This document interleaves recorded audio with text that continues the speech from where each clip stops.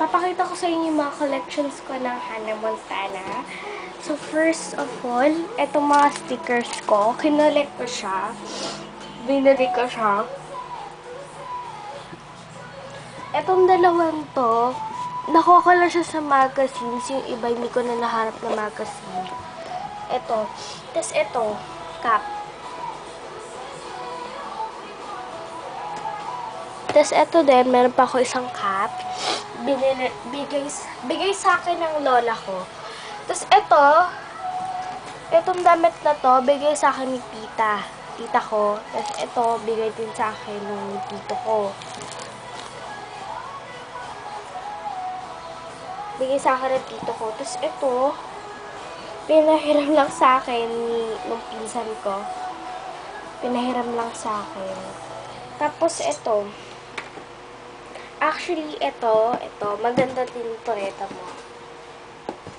Ito, may paint, color, pentel pens, and color pencil. Maganda to eh. Ito, regalo po to sa akin ng tita ko ng Christmas. Tsaka itong magazine. Itong mga magazine na to. Yan, kahit ano. Tsaka ito. Ito, relo. Relo na ginagamit ko. Tapos, hand sanitizer, wallet, ball pen, tsaka highlighter. Ito, mga CD. Sa loob na itong Hannah Montana case na to, marami akong CD na Hannah Montana. Ito, unan ko. Ito pinaka-favorite ko, unan ko. Tapos ito. Ito din. Bigay sa akin ng pinsan ko. Hannah Montana necklace. Locket siya. Locket. Ito, Locket siya, kaso wala pang pictures. Tapos ito. Notebook. Tsaka CD. Tsaka halikan siya.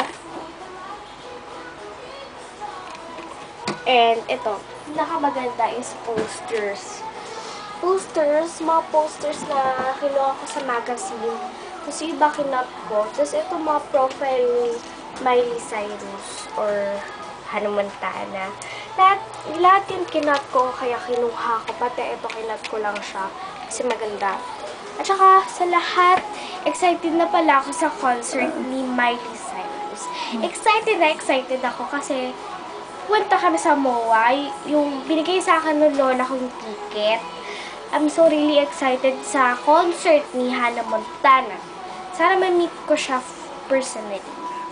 I'm so happy kasi binigyan ako ng lola ko ng ticket sa Miley Cyrus concert.